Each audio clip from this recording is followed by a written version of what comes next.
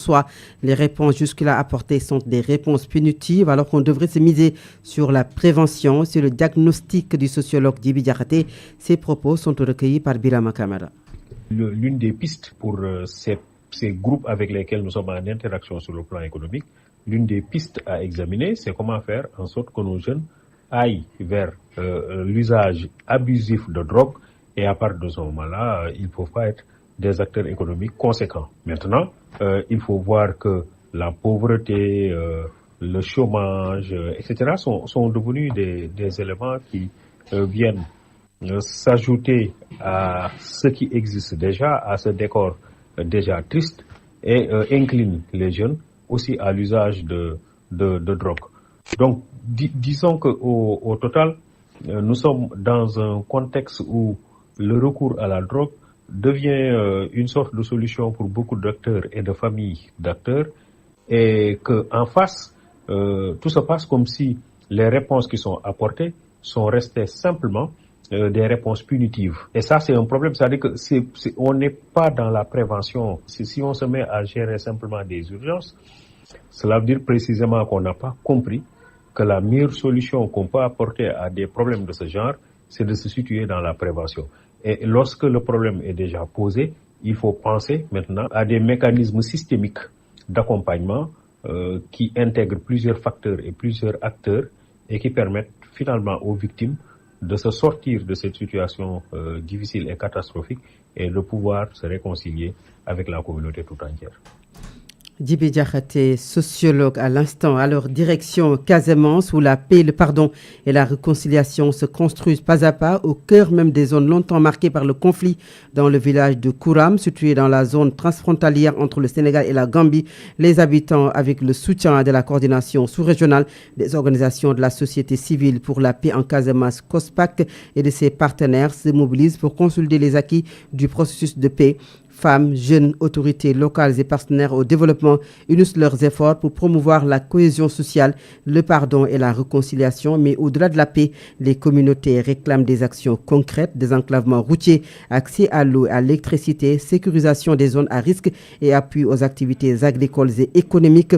Henri Ndeki est le coordonnateur de la COSPAC. Il est au micro de notre correspondant à Ziguinchor, Moussa Ndawa. Depuis ce conflit en 82, à nos jours, nous savons que c'est une zone d'abord transfrontalière avec la Gambie, mais également une zone où il y a eu la présence de plusieurs factions ou de plusieurs fronts et une zone dont la population, la moitié plus, sont partis en Gambie dû à la situation conflictuelle en Casamance.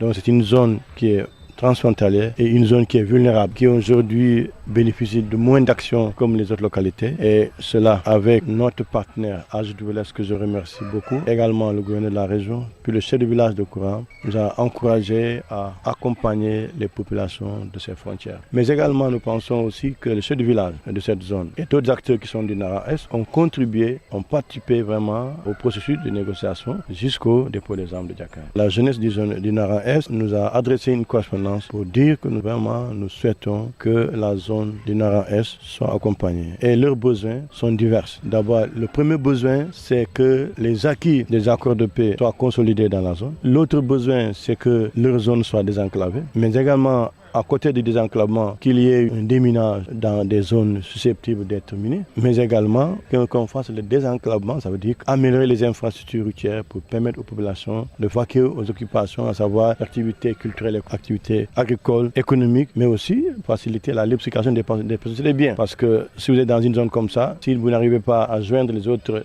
localités, vous supposez que vous avez été abandonné. Et pour elles pensent qu'aujourd'hui, c'est une urgence que ces routes soient faites, mais également qu'il y ait des addictions d'eau, qu'il y ait l'électricité pour leur permettre d'avoir un service social de base pour permettre vraiment à chacun de s'épanouir normalement comme les autres citoyens. Et puis, en plus bref, une tentative de suicide s'est produite à la mairie des Parcelles. Selon l'assistante du maire, une dame s'était présentée dans les locaux pour rencontrer le maire. Cependant, l'assistante affirme s'être contentée de prendre ses coordonnées sans suite immédiate. C'est peu après cet échange que la dame serait descendue dans la cour avant de tenter de mettre fin à ses jours. Nous y reviendrons dans nos prochaines éditions avec le reportage de Sira Béatrice Nyon qui est retourné sur les lieux. Et sans transition, direction Guinée, où la campagne électorale pour le référendum constitutionnel s'achève hier soir. C'est achevé hier soir. Ce dimanche 21 septembre, 6 700 000 électeurs guinéens sont appelés à se prononcer pour ou contre la nouvelle loi fondamentale. Ce référendum est une étape indispensable au retour à l'ordre constitutionnel 4 ans après le coup d'État du général Mamadi Doumbouya contre son prédécesseur, le président Alpha Condé. Nous irons à Conakry, la capitale guinéenne, retrouver Birahim Touré. Actualité internationale.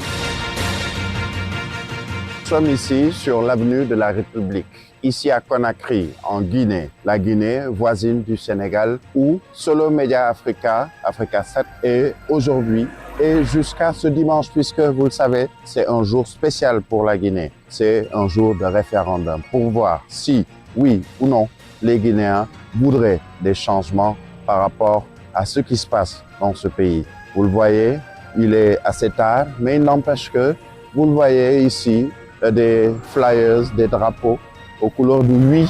C'est en tout cas ce qui apparaît ici en Guinée-Conakry aujourd'hui. Avec le groupe Solo Media, nous allons vous faire vivre cet événement en temps et en heure pour savoir si les Guinéens vont opter pour le oui, pour un changement, pour poursuivre les efforts qui sont déjà entamés par le général Mamadi Doumbouya, ou est-ce que les Guinéens vont dire non.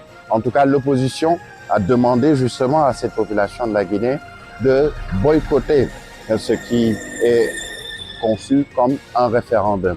Est-ce que le mot d'ordre de boycott va prospérer ou non? C'est la grande interrogation, mais ce qui est sûr, c'est que vous aurez toutes les réponses avec le groupe Solo Media Africa 7, 90.7, et vous nous suivez également sur nos différentes plateformes. Restez connectés avec toute une équipe qui est ici à Guinée-Conakry pour vous faire vivre cet événement. Eh bien,